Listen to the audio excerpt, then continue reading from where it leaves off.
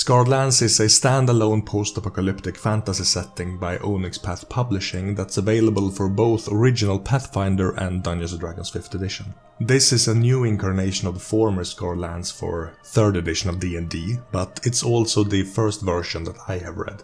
This video will go through the 5th edition Scarred Lands exclusively. I'm going to cover the book in depth one chapter at a time, and if you want to skip certain parts of the video, remember to use the timestamps in the pinned comment below.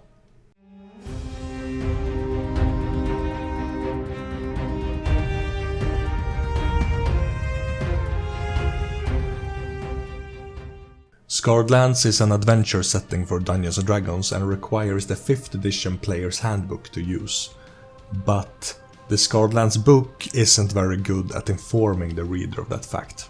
There is no clear reference to Dungeons & Dragons, what kind of supplement it is and what is needed to play it. Some of the websites selling the book doesn't mention this fact as well, such as DriveThruRPG, which calls it a supplement to the 5th edition OGL, though it is mentioned as a disclaimer on Amazon that you need the player's handbook to play it. I get the impression that Onyx Path actively avoids mentioning Dungeons & Dragons or the player's handbook by name, probably for legal reasons, but I think it works against getting this book out there to the D&D fanbase. As this video is released, Onyx Path has an active Kickstarter for their new game based on the 5th edition OGL called Legend Lore, and I do believe that that game will suffer from the same problem, that it's not entirely clear what the book is used for. It's not stated outright that you actually need a player's handbook to use it. I encourage Onyx Path to review how they present the game on these websites, as well as in the PDF itself, to make it as clear as possible what the book is for. I do think that doing this will help both Scarred Lands and Legend Lore reach a much wider audience.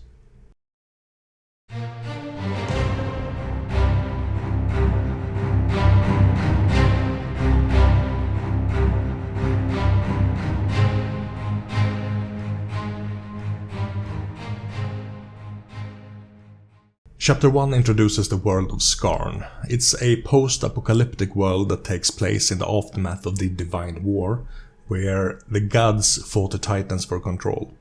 On one side were the Titanspawn, twisted monsters and foul creatures loyal to the Titans, and on the other side were the Divine Races, the mortals who served the gods.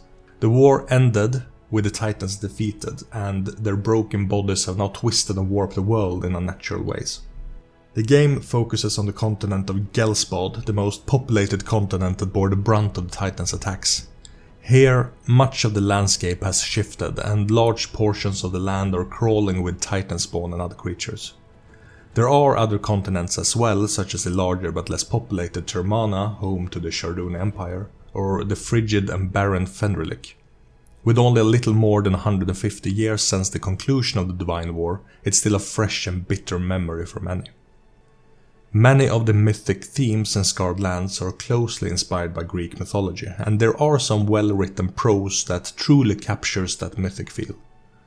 The section about the birth of Enki is a good example of the mythic feel, both with how a manipulative god is so well spoken as an infant child, as well as the over-the-top punishments inflicted to the god by the Titans.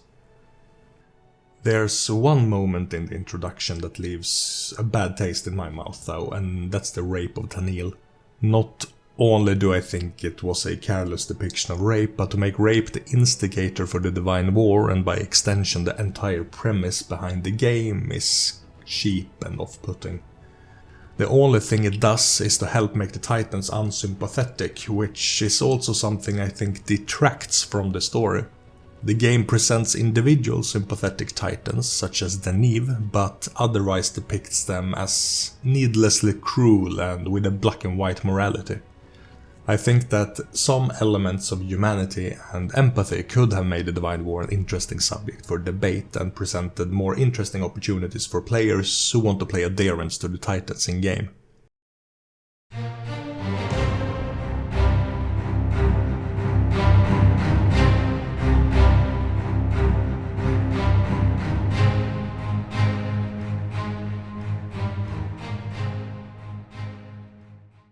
The second chapter introduces the playable races of Ghelspad. After the Divine War, the god Hedrada and his Titan mother Deneve agreed to offer asylum to any Titanspawn that sought it as long as they abandoned their loyalty to the Titans and agreed to worship the gods. While many refused, those who agreed became known as the Redeemed. There are 4 races of Redeemed on Ghelspad: the Asati, the Ironbred, the Orcs, and the Slytherin. While the races themselves are considered redeemed, there are tribes and enclaves within them that still worship the Titans. While it's possible to play races from other Dungeons & Dragons material, Scarred Lands have added additional traits to each race, making them individually stronger than traditional D&D material. This includes some additional traits for some of the core races from the player's handbook. The book suggests removing 1 or 2 racial traits from the new Scarred Lands races if you want to convert them to other D&D campaigns, or adding 1 or 2 new traits to other D&D races if you want to include them in a Scarred Lands game.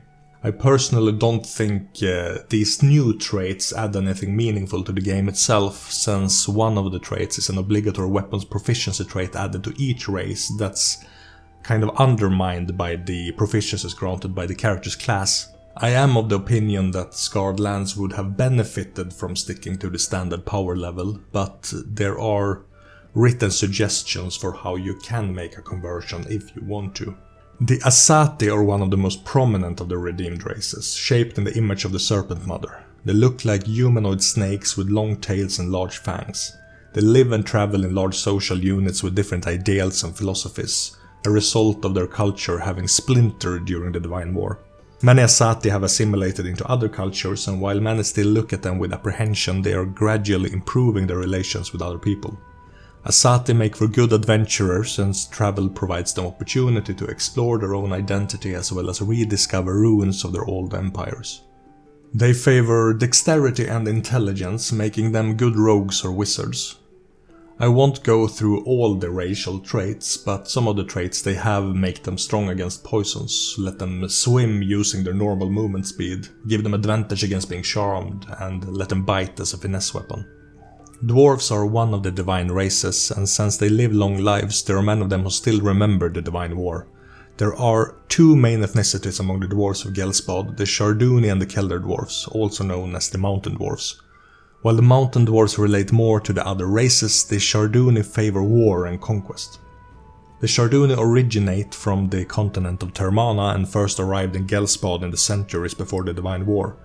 They are a hierarchical people who recognize social order through conquest, violence, or political cunning.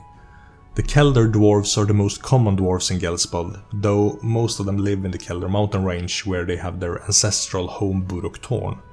This city is currently sieged by 2 enemies, the armies of the Calastian hegemony, as well as the Drindali, also known as the Dark Elves.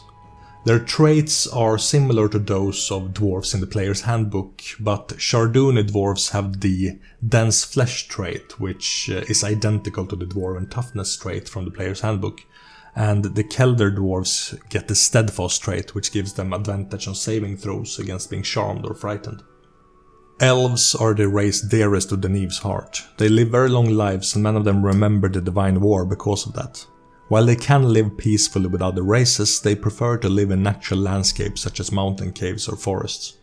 There are several different types of elves across Skarn, with the 2 most common on Ghelspad being the Drendali and the Wood Elves or the Ganyus.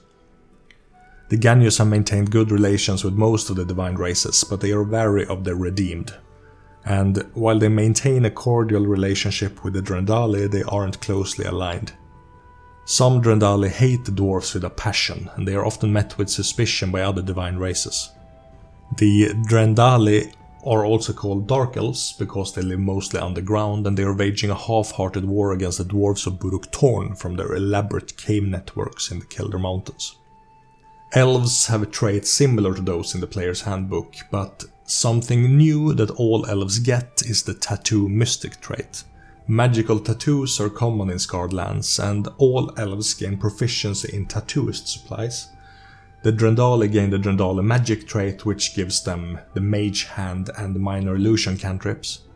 And the Ganyus elves gain the natural stealth trait, which is similar to the Mask of the Wild trait from the player's handbook. Halflings have lost most of their ancient history and have spent living memory upon the lands of others. Many of them were slaves to tyrants and nobles, but halflings have now found a home and sense of purpose with the heteronomy of Virduk, a small nation dominated by halflings and Slytherins. Apart from the bonus to dexterity given to halflings in the player's handbook, they now also get +1 to constitution similar to stout halflings, with the stealth trait from the lightfoot halflings. In other words, halflings in Scarred Lands are like a combination of lightfoots and stouts. Another of the new races in Scarred Lands are the Hollow Legionnaires. Not technically a race, the Hollow Knights of the Gleaming Valley collect lost souls into 5 great spires at the heart of the realm, imbuing them with new life. A Hollow Legionnaire is a spirit bound to a suit of armor, and though they don't recall their previous lives, they have distinct personalities and general knowledge of how the world works. Each Legionnaire bears a distinct armor pattern covering their torso and at least one limb, and its color pattern as well as the Legionnaire's blood reveal the spire where they were reborn. What distinguishes the Hollow Legionnaires from other races, apart from the obvious, is that they exist to adventure. They are sent to all corners of Ghelspad to perform tasks on behalf of the Hollow Knights. When playing as a Hollow Legionnaire, you're not limited to a single piece of armor, though you can only be bound to one at a time. If you acquire better armor in-game, you can take an hour to bond with the new armor, causing it to adopt your inherent style. Because the Legionnaires are ghostly in nature, they don't need to eat, drink or sleep, and they can benefit from a long rest by engaging in light activity for 8 hours.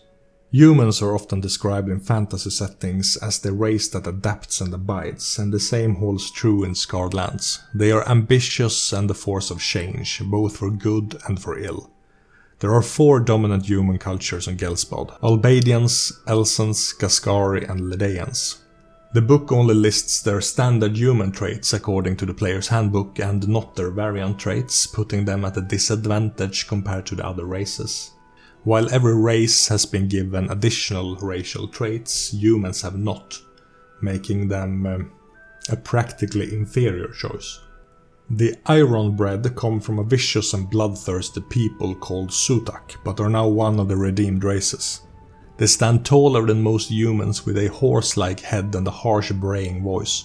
While they want to prove themselves to the other races, they know that fear and hatred for the Sutak is justified, and it will take much to prove themselves to the world at large.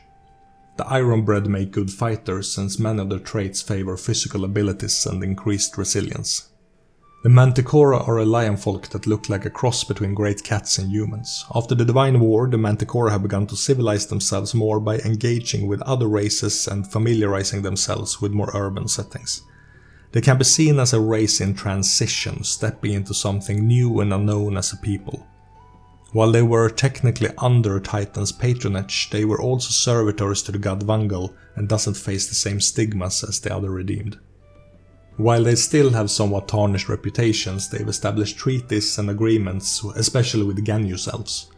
They favor physical traits and have some overlap with the more famous Tabaxi. The Orcs are perhaps the most misunderstood of the redeemed. They have long been seen as a brutal and barbaric people, but in reality their society is complex with a rich tradition. They are semi-nomadic by nature and have a complex web of tribal politics scattered across a number of small but industrious settlements. The Orcs were the first of the redeemed to surrender to the gods, and the divine races were quick to make peace with them. They are highly physical, with traits such as aggressive, which lets you use a bonus action to move up to your speed towards a hostile creature you can see. Finally, the Slytherins are members of one of the 4 houses at Hogwarts and consist of students known for cunning and ambition. Wait, that's not right. No, the Slytherins are a young race of ratfolk born amid the Divine War.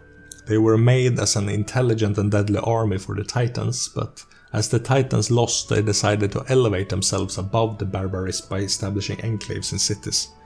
The divine races paid them little attention at first or used them as cheap labor, but today they are probably the best assimilated of the redeemed. Because they are a new race, they are seen as having a culture of the new, caring more about novelty than order and structure. They're quick, agile and resilient, making for good rogues and fighters. While I think that the new races are interesting both thematically and mechanically, the only gripe I have is that I would have preferred if they were closer in tune with traditional D&D material. If the races here would have been on par with the player's handbook balance-wise, I think they would have been more attractive as potential playable races in non-Scarred Lands games as well. Also, if the races were balanced similarly to players' handbook races, I think some of the traditional races such as dwarves and halflings could have provided completely new sub-races instead of incorporating elements of established sub-races.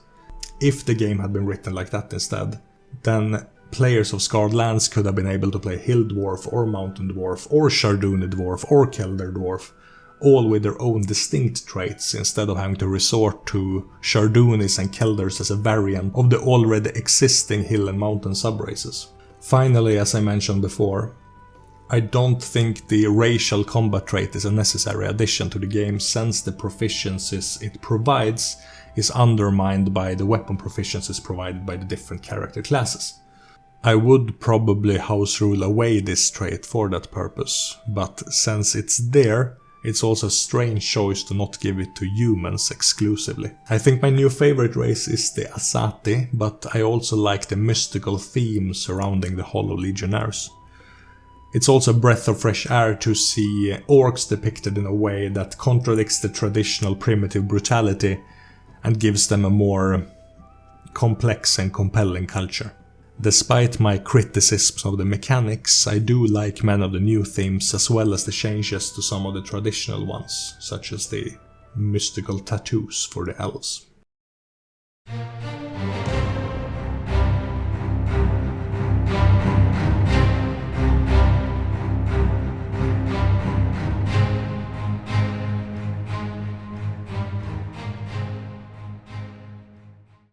Scarred Lands introduces a number of new options for the traditional classes, as well as introducing the concept of prestige classes to 5th edition. Barbarians get 3 new primal paths. Path of the Juror is the path for barbarians living in harsh and frigid conditions, since it gives them advantages in snow and icy terrain. They initially become better survivalists in those types of environments, though the path culminates in the trait Soul of Winter, which turns the barbarian into one with the cold and causes them to bring the frost with them wherever they go. Path of the Tail Fighter is a path restricted to barbarians from tailed races, turning their tails into deadly weapons. They initially gain the Tail Adapt trait, which turns their tail into a weapon they can use as a bonus action, and which grows stronger as they gain levels. The path eventually culminates into the Wild Defense trait, which causes the barbarian's tail to protect them from attacks, inflicting disadvantage to attacks against them while raging. Finally, Path of the War Shaman is the path for barbarians who want to learn magic. These barbarians gain spellcasting with access to some druid cantrips and spells, and while they initially cannot cast them while raging, they can provide some effective utility or concentration effects that can complement the character's rage. As the barbarian grows in level, they eventually learn how to cast their spells while raging, as well as share their rage with others. Bards get 2 new colleges. College of the Choristers is the college for bards worshipping Deneve, the Lost Titan. They learn how to use their bardic inspiration in order to tap into the collective mind of the Choristers, giving themselves temporary proficiency in skills or tools they are otherwise entrained in. As they grow in level, they'll eventually get a telepathic bond spell and can grant bardic inspiration to others through that bond. College of Mourners is the college for bards with respect for the deceased and those left behind. They become more resistant towards intimidation while being more intimidating themselves. Eventually, they learn the Human of Life trait, which gives them access to Death Ward, Prayer of Healing and Revivify, as well as improving Song of Rest. Clerics get 5 new domains. Death domain is associated with death and decay. Their channel divinities compel undead, allowing them to suggest a course of activity for an undead target, and bolster undead, which allows them to heal undead creatures. The domain culminates in the Death's Master trait, which gives the cleric Finger of Death, which they can cast with increased damage and raises a humanoid target killed with it as an undead minion. Dominion domain is associated with the divine right to rule over others. Their channel divinity is overawe, allowing them to unnerve enemies around them, and charm the flock, allowing them to charm those around them. The domain culminates in the Dominus trait, which allows the cleric to use a bonus action to verbally dictate actions to those charmed by their channel divinity. Justice domain is associated with law and order, appropriate for divine justicars. Its channel divinity is Lawgiver's brand, which lets them brand the creature with their god's symbol, causing them to have disadvantage on ability checks for some time. Their other channel divinity is identical to the Detect Thought spell. At higher levels, Justice clerics gain the Percipient Master trait, which makes them resistant towards being charmed or frightened and gives them Dark Vision, which they can extend the range of as a bonus action. Liberty domain is associated with liberation and mobility. Their channel divinity is Be Free, which allows them or a target to break free from constraints or bindings, and they can invoke freedom of movement for a duration. The domain culminates in the Aura of Liberty trait, which makes allies within 10 feet of the cleric immune to grapples or restraints while you're conscious. Finally, Magic domain is associated with raw arcane power. They gain the channel divinity Spell Channel, which allows them to cast a domain spell without using a spell slot. They can raise their holy symbol in order to freely cast a spell they're able to cast up to maximum 5th level. Eventually they learn the Arcane Master trait, which gives them 4 wizard spells of 5th, 6th, 7th and 8th level. Druids get 2 new circles. Circle of the Fallen consists of druids who are normally chaotic or evil. It's similar to Circle of the Land but with a few variations. The druid is considered a Titanspawn for any spell, feature or effect that targets or affects Titanspawn. They also gain additional spells associated with their chosen titans, such as Acid, Arrow and Contagion for Churn, or Mist to Step and Conjure Air Elemental for Lethene. Circle of the Jorder consists of druids tasked to watch over elven lands. They are restricted to Deneve worshipping elves. These druids gain either an animal companion or an awakened tree companion. Their traits at higher level allows them to cast spells targeting themselves to extend their companion, and they can share that companion's senses. Fighters get 2 new martial archetypes. Knight of the Oak is a martial archetype restricted to elves. They are focused on their remarkable agility as they climb trees and jump from branch to branch, also making them more proficient at moving through forest terrain. They use magical rituals to turn living wood into weapons and armor. Unfailing is a martial archetype focused on resilience and necromancy. The trait Harm's Way allows them to switch place with an attacked ally, and the Undying trait gives them temporary hit points at the start of each turn. Monks gain 1 new monastic tradition. Way of Mercy is a monastic tradition focused on harmony and healing. They can spend key points in order to use a number of healing spells, such as Cure Wounds, though they can only spend a limited number of key points on healing. Eventually they get the Phoenix Spirit trait, which allows them to use key points to cast Revivify on themselves when they are unconscious, which I assume is a typo, because Revivify is cast on dead characters and unconscious characters are still alive. It would make more sense if the feature casts Revivify on a monk that dies with enough key points remaining, and I assume it works that way. There are a few mechanical descriptions scattered around this chapter that leaves you a bit confused and that you wouldn't see in a Wizards of the Coast supplement, but those are thankfully few. Paladins gain the Oath of Adamant, which is divided into 4 distinct orders associated with the god Corian, the Lord of Valor. All Paladins of Corian follow the tenets Compassion, Duty, Honor, Mercy and Valor, but their individual orders have their own tenets as well. The Order of Gold adhere to Grace and Purity. Their channel divinity lets them bolster life in order to heal others or turn undead. As they reach 20th level, they get Blessed Aura, emitting bright light within a radius while healing and curing diseases for you and allies within that aura. The Order of Iron adhere to Industry and Nobility. Their channel divinity gives them Champion's Blessing, allowing you to enhance others' rolls as a reaction, and Denounce the Unclean, which can temporarily incapacitate Titanspawn, undead and fiends. As they reach 20th level, they get Champion of Battle, turning them into a paragon of leadership that heals you each turn, enhancing allies' attacks and lets you attack more. The Order of Mithril adhere to Courage and Perseverance, but they are otherwise similar to the Oath of Devotion. Finally, the Order of Silver adhere to Hope and Prudence, and their channel divinity gives them Denounce the Unholy, which is similar to Denounce the Unclean, as well as Silver Weapon, which lets the paladin imbue their weapon with positive energy, enhancing attack rolls and emitting bright light for a duration. At 20th level, they gain the Holy Nimbus trait, causing them to emanate a silver aura, dealing radiant damage to enemies while enhancing your own saving throws against damaging spells caused by elementals or fiends.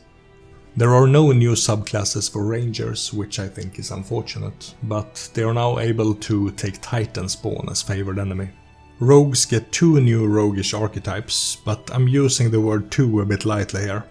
Knife Fighter is a form of duelist specialized in knives and daggers. They gain traits enhancing their combat prowess using knives, letting them deal more damage or use defensive feints. Their capstone trait is Deadly Thrust, which allows them to impose an effect when hitting with sneak attack. This effect can prevent the target from taking reactions, reducing their speed or blinding them for a round. The second archetype is Scout, which is quite different from the one that's been published in Xanathar's Guide to Everything. When comparing the two, the Scout from Xanathar is, in my opinion, the more interesting class. It has its own original traits, while the Scarred Land Scout are rehashing their traits from other classes. For example, they gain Natural Explorer from the Ranger class, which causes unnecessary overlap in case you'd plan to multiclass as a Ranger. They also gain Ambush Mastery, which is identical to the Assassinate feature that Assassins get at 3rd level, but Scouts get theirs at 9th. They get Seasoned Wanderer, which is identical to Ranger's Landstride, but they get it at 13th level instead of 8th. Finally, they get Stalker's Reflexes at 17th level, which is identical to Thief's Reflexes, causing 2 roguish archetypes to have the exact same capstone. In other words, Scouts don't have a single unique feature and instead rehashes all of their features from other classes or subclasses. I suggest just ignoring this archetype completely and using the Scouts from Xanathar or multiclassing as a Ranger. Sorcerers present 3 new Sorcerer's origins. Blessed Bloodline is an origin where the sorcerer has been blessed by some kind of deity or other divine being. It has some similarities to Dragon Sorcerers, but unlike for Scouts, they have their own spin. The Blessed Bloodline sorcerers choose an extraplanar being or deity and gains resistance to the damage type associated with that being. It could be radiant damage for someone blessed by Madrigal or psychic damage for someone blessed by Hydrana. As they gain in level, they'll eventually learn how to sprout wings and fly, or to emit an aura enhancing your own and your allies' saving throws. Elemental Kinship is an origin where the sorcerer claims descent from an elemental being. They start out with the trait Elemental Sympathy, which gives resistance to 2 different damage types, a primary and secondary damage type associated with their element. For example, the element of air gives resistance to both thunder and lightning, while the element of water gives resistance to both cold and piercing. I do think that this particular feature is very overpowered, especially since it comes at such an early level, practically giving almost anyone the option of 2 additional resistances by multiclassing only a single level into this class, and especially since both bludgeoning and piercing are valid resistances. Later, as the sorcerer gains levels, they learn to increase the damage of spells associated with their element or to use their favored element to enhance their travel, such as flying through the air or burrowing through the ground. Titanic Corruption is an origin where the sorcerer has been blessed, cursed, or otherwise influenced by a titan. They are considered Titanspawn and can influence other Titanspawn more easily. At 6th level, the Titanic Corruption sorcerer chooses a feature associated with the titan they are marked by. This could be Behemoth Scion if they are marked by Deneve or Kadum, giving them a True Strike cantrip and allowing them to enlarge or reduce using a sorcerer point. It could be Flamecrafter if they are marked by Golthaga or Thulkas, giving them the Produce Flame cantrip and allowing them to cast Continual Flame for sorcery points. Later at 14th level, they gain even more and greater gifts from their titan before culminating in a grand gift at 18th level. I think the Titanic Corruption sorcerer is the most interesting one because the dozens of available gifts make them very customizable. Warlocks gain 2 new pact boons and 1 new otherworldly patron. First is Pact of Blood, which gives them access to 1 sorcerer metamagic option that they can swap once per day. They also gain a number of blood points which they can use to apply metamagic to their spells. Pact of the Sea allows the Warlock to shapeshift into an aquatic beast similar to Druid's wild shape. The new otherworldly patron is the Genie Monarch, a genie imprisoned by the gods. The Warlock chooses 1 of 4 genies, each one providing new spells. Later at 14th level, the Warlock learns to summon a genie into the world, functioning similar to Conjure Elemental. Finally, Warlocks get a number of new Eldritch invocations, such as Blood Sacrifice for Pact of Blood, which allows the Warlock to injure themselves in exchange for blood points, or the Evil Eye invocation, which lets the Warlock cast Dominate Person once per long rest. Wizards get 2 new arcane traditions. Battle mages are trained in weaponry, mounted combat and destructive arcane traditions. They gain proficiency in light and medium armor, a melee weapon and animal handling. They may also apply their proficiency bonus to concentration checks. Their traits are focused on controlled combat spells, and they adopt some features from other arcane traditions. For example, the Battlefield Magic trait incorporates the effects from Evocation Wizard's Sculpt spells, and they take their Overchannel feature outright. Similar to my criticism of Scouts, I think it's a bit lazy to create new subclasses without creating original features to go with them. Ornamancers gain proficiency with Jeweler's tools and can replace regular components with gems of similar value. Their capstone effect is Crystallize Arcana, which allows them to store a spell in a gem for later use without expending a slot. This gem can then be handed out to someone else for them to cast a spell. As I mentioned previously, while I do think that most of the new subclasses are interesting and fun, there are a few mechanical hiccups here and there, as well as a few subclasses that appear lazy and underwhelming. The Scout subclass is the biggest letdown, since it's just a mishmash of other classes' features, while in contrast the Paladin paths present both narratively and mechanically interesting choices, and the Titanic Corruption Sorcerer allows for interesting customization. I'm not sure if Onyx Path has published an errata for some of the mechanical issues, such as with Phoenix Spirit, but I do think that at least a few of the subclasses need revisions to be on par with other published classes.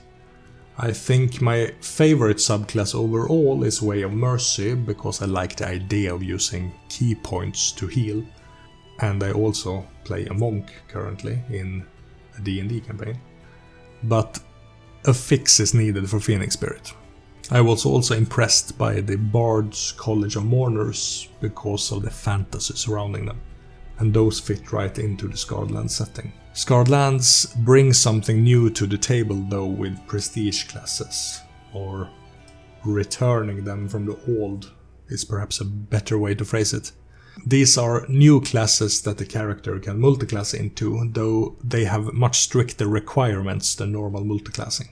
For example, in order to gain the prestige class Adamant Champion, you must have Strength 13, Wisdom 13 and Charisma 13, proficiency in Smith's Tools, a Channel Divinity feature, you must already be level 11 and you must be a worshipper of Corian, as well as have been wizarded by Permentis, the Herald of Corian.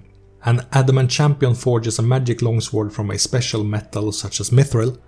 This can be used as a holy symbol. As they gain levels in Adamant Champion, this sword improves and it cannot be disarmed from you. Adamant Champions are also talented crafters and they get access to spells from the Paladin spell list. Their capstone effect is Mithril Blessing at 5th Adamant Champion level, which requires at least character level 16 to acquire. This causes the character's sword to emit an aura that grants advantage to saving throws against magic for the character and their allies in range. The Banneret requires Strength and Wisdom 13, proficiency in Animal Handling, proficiency in Medium Armor, character level 5, and you must be knighted by a ruler to which you swear an oath of fealty. Members of this class gains a mount that they have a bond to. The capstone effect is already at Banneret level 2, giving advantage on melee attacks against creatures smaller than the mount and dealing extra damage when riding at least 10 feet towards a target hit by their lance. The bond that the Banneret has with the Mount is interesting, and I imagine compelling for a Cavalier type character. But the Prestige class is fairly underwhelming with only 2 available levels. One good thing about this Prestige class is that it doesn't have too much overlap with the Cavalier subclass from Xanathar's Guide to Everything, making it instead a compelling multiclass for a Cavalier. The Incarnate requires Constitution 13 and Wisdom 15, proficiency in Nature, at least character level 7, they must have neutral alignment, worship the Neve, and they must become aware of a previous life, such as through dreams or past events. This Prestige class has some overlap with Druids, as they gain Druidic cantrips, knowledge of the Druidic language, and Druid spells. The Incarnate also gets access to wild shapes associated with their former lives, similar to Druid wild shapes, with the exception that they can shift indefinitely but retain their own hit points.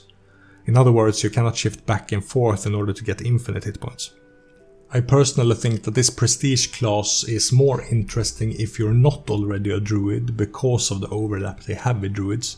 Apart from the free forms and some proficiencies, there's not too much to gain here if you're a Druid player, but it can be thematically fitting even if it isn't optimal.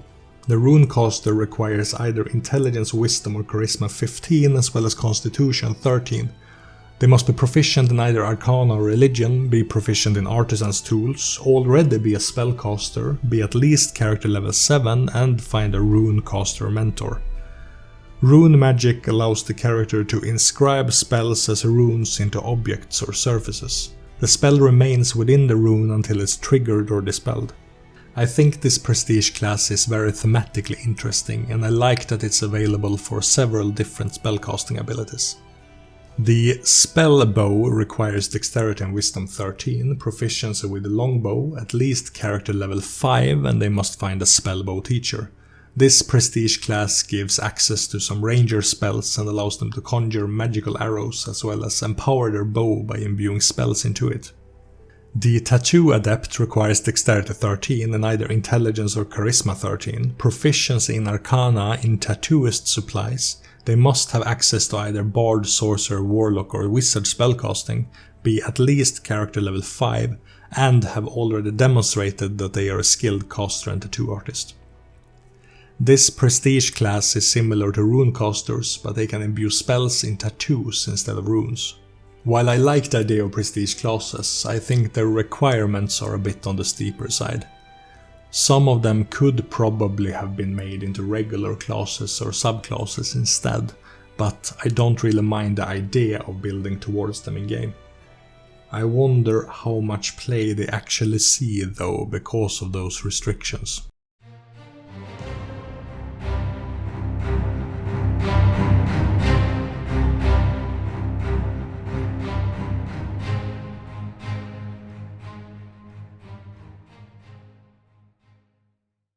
Scarred Lands introduces a number of social and regional backgrounds that can be seen as partial backgrounds compared to the ones in the player's handbook. When choosing background, the player selects one social and one regional background and combines the two into one complete background. While proficiencies and equipment are combined, the player selects a single feature from the two choices. One of the social backgrounds is Adopted, which presents the feature Unspoken Bond, allowing you certain social advantages with members of your adopted race. For example, if you're an orc who's been adopted into human society, this feature would let you carry yourself in a way that make other humans of that society recognize that you're local. Another social background is Conscript, which presents the feature Vendetta. Having been forced into service, you have a vendetta against those who conscripted you, allowing you a sixth sense for noting the attitude of locals towards your own hated group. This makes it easier for you to find like-minded people who share your feelings. The Outlaw background presents the feature Feigned Innocence, making it easier for you to escape the scrutiny of lawmen. One of the regional backgrounds is Canyoneer, which presents the feature Intrepid Mountaineer, allowing you and your party to avoid difficult terrain when traveling through mountainous areas. Another regional background is Plainsfolk, which presents the feature Farmfolk, giving you insight into the minds of farmers and ranchers and making it easier for you to interact with them. A third background is Urban Resident, which presents the feature Hidden Secrets, where the player and Dungeon Master decide together what secret the character has or should uncover. There are several new feats available to Scarred Lands characters, and I won't be able to go through every single one. While many of them are very compelling, I would say that a few of them are probably a bit on the powerful side. But I still think many of them are appropriately balanced. One feat that's probably too overpowered is Dreadful, since it not only gives you expertise in intimidation, but allowing you to cause the Frighten condition as many times as you want, as long as your targets fail their saving throws. And it enhances your spells causing the condition by doubling the range of effect, doubling the number of affected targets, and doubling the effect's duration. One feat that I think is powerful but appropriate is Born Rider, which gives advantage on all wisdom animal handling checks when handling trained mounts, allows a rider to mount or dismount using only 5 feet of movement, increases the mount's speed by 10 feet, and allowing the player to choose whether or not an opportunity attack hits their character or their mount. Chain Master requires proficiency with the new weapon Spiked Chain to use, and it allows the character to spend a bonus action to gain a lasting benefit that's either +1 to AC, changing the weapon's two-handed property to versatile, or allowing the character to use bonus actions to make a melee attack with the opposite end of it, similar to Polar Master. The Magical Crafter feat requires the ability to cast at least one spell and causes constructs to have disadvantage on saving throws against the character's spells, causing spells cast by the character that enhance a weapon to double its duration, and giving them the option to grant temporary hit points to objects or constructs targeted by their spells. While I had some nitpicks about the mechanics presented in the Races and Classes chapters, I do like almost everything in the Backgrounds and Feats chapters. And while the feats are a bit on the powerful side, I do like that some of them are tailored towards certain races or classes.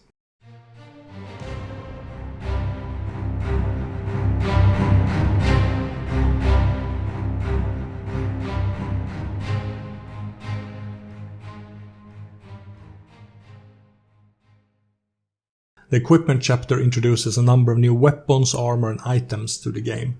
Some of the new weapons are the Cestus, a reinforced gauntlet dealing low bludgeoning damage, the earlier mentioned Spiked Chain, which is a heavy chain with a weighted barbed head on either end, or any of the tail weapons such as the Tail Blade, a sharpened adornment attached to the character's tail. There are also some new weapons unique to Ghelspad, such as the Crook Staff, a long wooden staff with rounded hooks on either end, the Halfling Hook Spear, a haft with a spear point on one end and a sharpened hook on the other. There's a new type of armor called Banded Armor, which is a heavy armor that's lighter but more expensive than Splint, giving the same AC. The new Buckler Shield gives less AC than a normal shield, but allows for more freedom of movement for the hand carrying the shield. Finally, Still Sleeve is a light armor with the same AC as Studded Leather. It's cheaper but heavier and provides disadvantage to stealth. Finally, there are a few new instruments and tools, as well as class and race packages listing alternative equipment choices. I do think that Scarred Lands brings several nice weapon additions that can be easily incorporated into other D&D campaigns. The Buckler is an interesting choice for a shield wearer, as it gives them the option of reducing their AC in favor of being able to use that hand. I would have liked to see more new mundane items unique to the cultures of Scarred Lands though, and that's something the book is lacking.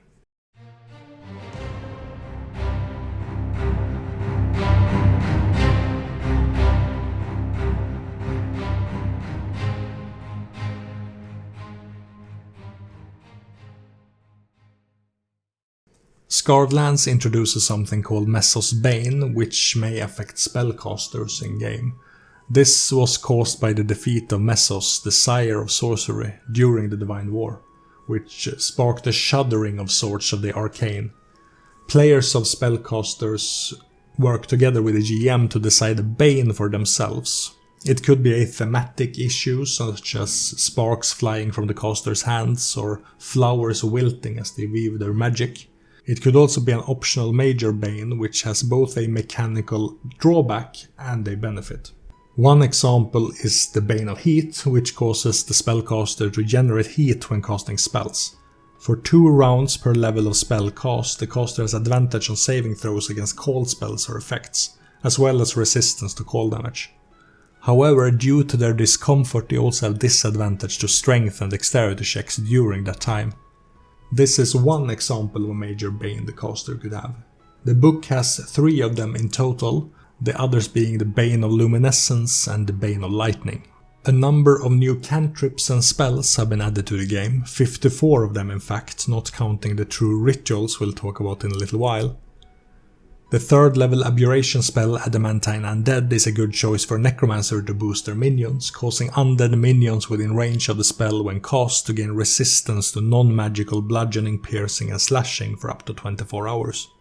The 3rd level enchantment ritual, Animal Spy, lets you compel an animal to go to a place, keep watch and then report back to you or a creature you designate.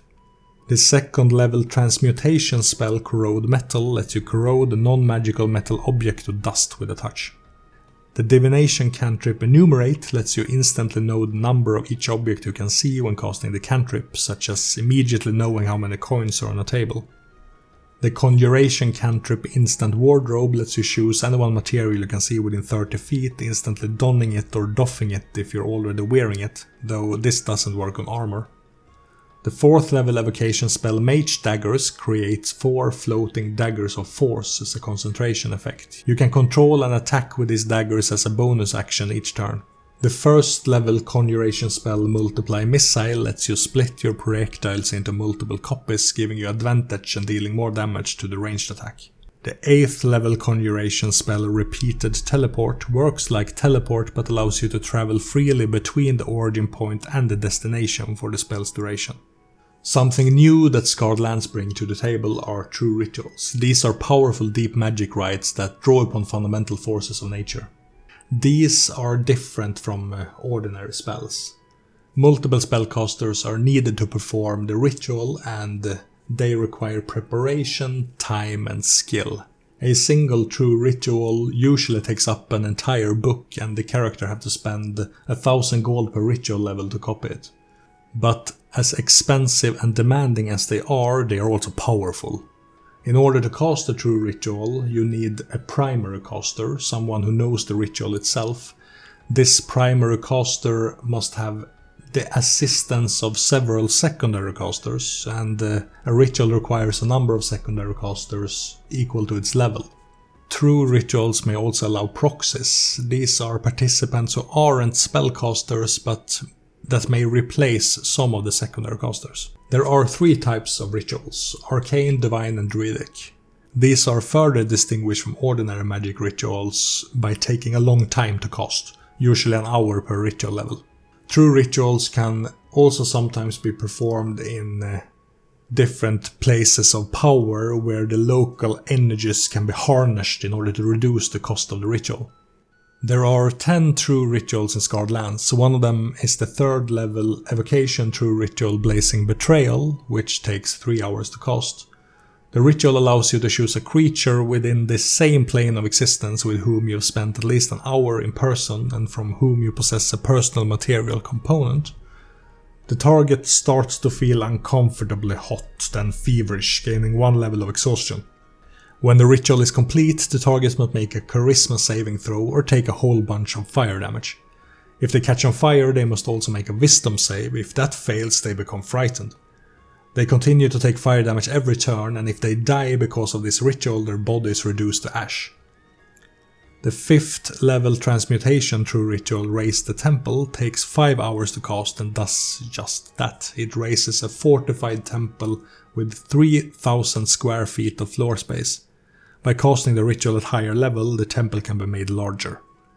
I think this chapter is one of Scarred Lands' greatest strengths. While I did have some criticism of certain class choices because they felt uninspiring, most of the new spells are unique and useful effects that could be easily incorporated in other D&D games. The true rituals are very powerful and difficult to balance appropriately. but they are narratively interesting and a fresh new concept that I think the players of Spellcasters would be interested in exploring.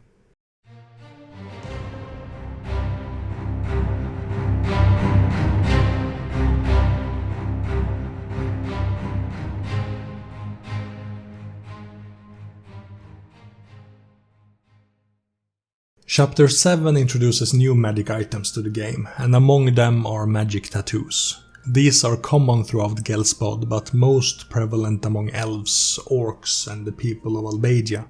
In general, magic tattoos follow the same rules as other magic items, but are etched onto the character's body.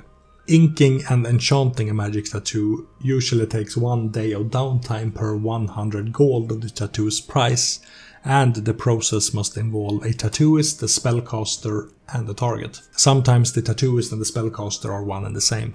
I recommend changing the tattooing time if you run the same magical prices homebrew, to avoid having to tattoo someone for 100 days straight. In that case, maybe go with 1 hour per 100 gold instead. Because adventurers face the supernatural on a regular basis, Scardlands has a system in place for gaining wondrous boons of different kinds. These could be magic resonating from an artifact the character has had in their possession, leaving a residual mark upon them. It could also be more direct divine gifts. Finally, we get to the new magic items. 125 new items in fact, though some of them are boons rather than items. Since there are so many of them in total, I'm going to mention a handful of them only, but there are definitely enough new magic items to last you for some time, and many of them fit well into other D&D campaigns as well. The Amulet of Peaceful Repose is an uncommon amulet with a bright blue stone set in burnished gold. By placing this amulet around the neck of a corpse, it cannot decay or become undead. Neither does the time it spends dead count towards the time limit of spells such as Revivify or Raise Dead. Azurium armor is made of Azurium, a light but strong alchemical alloy including silver, iron, mithril and a few other ingredients. Armor made with this alloy doesn't have a strength requirement. The Bestiary of Binding is a legendary tome capable of ensnaring creatures within its pages. It's something you give to that one character who wants to catch them all. The Boots of the Huntress lets you ignore natural difficult terrain outdoors, you leave behind no tracks, and you have advantage on survival checks made to lead companions safely through hazardous terrain. The Cloak of Whispers is a soft cloak of crushed black velvet with faintly visible patterns in ash grey.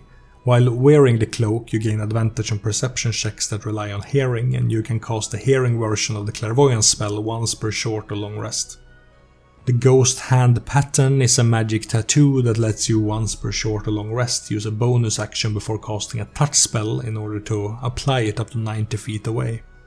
The Halfling Blade is like a normal +1 magic weapon, but the bonus is +2 for halflings and they gain a +5 bonus to sleight of hand checks to conceal the dagger on themselves. The Mark of the Earth Mother is a magic tattoo that lets you cast Animal Friendship once per short or long rest. Overall, I think the magic item chapter is a strong one, and the mechanics for most of the items are for the most part solid. I would say that if you were hesitant after hearing my criticism of the races and classes, the spells and magic items are so far well worth it, in my opinion. But so far we've only spoken about mechanics. What about the setting?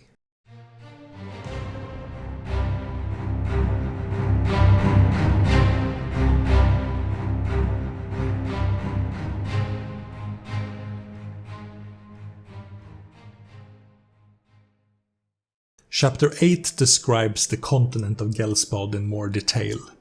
As it was the continent that suffered the most from the Divine War, the landscape has changed from what it once was. Forests have become haunted tangles, mountains have sprung from titanic detritus. Torrential weather phenomena plagues the seaboards, and the Eastern Sea has turned blood red from the oozing ichor of the Titan Cadum. At the end of the Divine War, the nations of Ghelspad were at peace. Former rivals had banded together in the war and now tried to sort out their future together. It was the gods that declared the divine truce, ensuring peace between the gods' clergy to avoid an interpantheon war. As a byproduct of this peace, the nations could spend decades rebuilding their civilization. Many nations rallied behind their clergy who took a leading role in governing their rebuilding efforts. Half a century after the end of the war, the Elves of Veratea invited representatives from the divine races and proposed an alliance. There were few outside of their immediate neighbors who participated in this convention, making this alliance troubled from the start. Some years later, these elves were attacked by druids who had allied themselves with Titanspawn. The Asati denounced their brethren who joined up with the druids and moved in to help the elves, and several other factions followed, eventually reigning victorious over the druids. As the druids withdrew from attacking the elves, they focused their attention on the city-state of Amalthea, nearly leveling the city and committing a genocide on its citizens. The druids were eventually defeated and driven away, but the cost was staggering. Wild political games took place during these bloody conflicts. When the genocide of Amalthea began, the crown prince Virduk of Calastia murdered his father to seize the throne, then ordered his armies away from the front lines of the Druid war. Instead, he marched his forces towards his neighbors, annexing territories and advancing upon the dwarves of the Kelder Mountains. King Virduk became known as the Black Dragon, and the elves' hope for an alliance had now shattered completely. A century after the Divine War, Kadum still raged beneath his shackles, causing terrible tidal waves. He is thought of as being responsible for the Blood Monsoon, when the blood-tainted waters erupted upon Gelspad's shores, causing terrible windstorms and showers of blood that raged for years. With these blood storms came waves of monstrous attacks as monsters from the depths of the Blood Sea crawled up on land. This phenomena was first stopped when a mysterious floating fortress called the Skydeep emerged from faraway lands and soared into the heart of the storm. The decades since the Blood Monsoon have seen relative peace and quiet, with the exception being the Calastian hegemony. King Virduk's conquests were slowed by the Blood Monsoon, and he spent the time solidifying his power. However, he still managed to annex 5 nations and 1 city-state, forming the Calastian hegemony. Even today, King Virduk is working to grow his empire, and other nations are militarized as well. This chapter continues to elaborate on the various nations of Ghelspad, its politics and the cities within its regions. After having focused on the nations, the chapter describes Gelspad's topography, such as the Kelder Mountains and the Blood Sea. As fun as it is to roleplay political intrigue, I think Skarland's biggest strengths lie in the unique and bizarre environmental features. The fantasy behind adventuring in a land corrupted by the dying corpses of mighty titans is appealing, at least to me, and it inspires environments, dungeons and encounters that you rarely see in more traditional adventure settings. The chapter also has a section dedicated to places of power where secrets, boons and story hooks are aplenty. For example, Anoth Calambath is a large tree surrounded by a sickly green mist, and hanging from it are the corpses of those who have displeased the devotees of the Serpent Queen. A character visiting the place may learn different aspects of its history and secrets depending on the outcome of the rolls, all suggested in a table. They may also run into any of the suggested encounters, such as the Blood Crone or the Cult of the Serpent Ascendant. There are multiple places of power listed, each presenting several suggestions for what characters can experience there. It's quite a long chapter with a lot of information about Skarland's setting. Something I like that Onyx Path does very well is to weave in story hooks in pretty much everything they write. This chapter is riddled with story hooks that take advantage of both the brutality of the setting and its mysticism.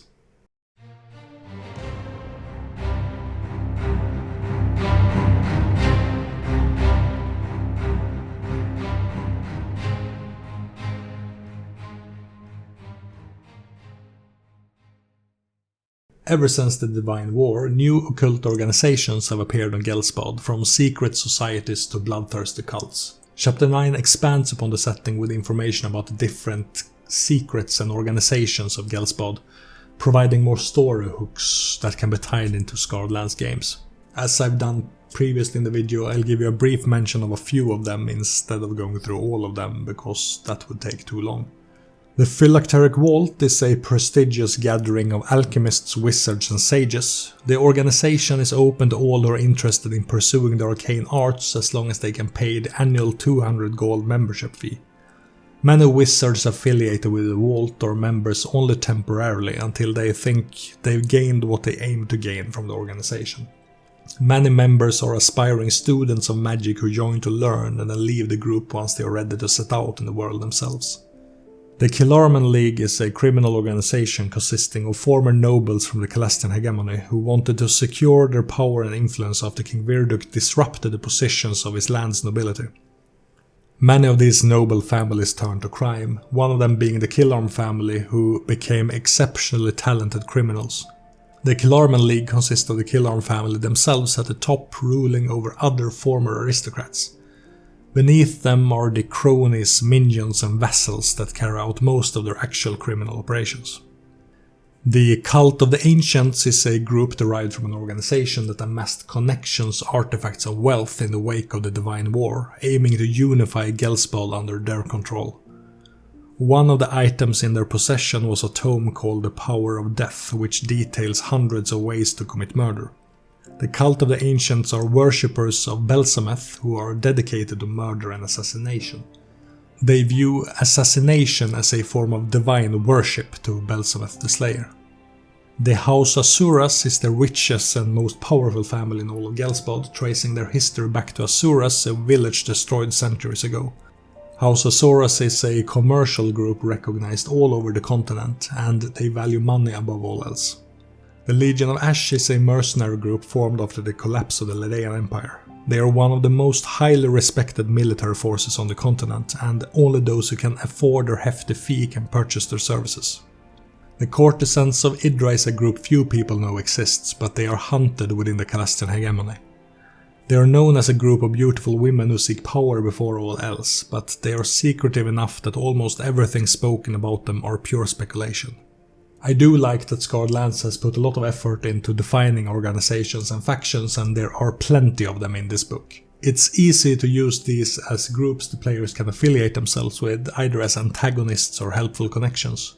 Many of them come with lists of potential story hooks as well, which can inspire entire game sessions or chronicles.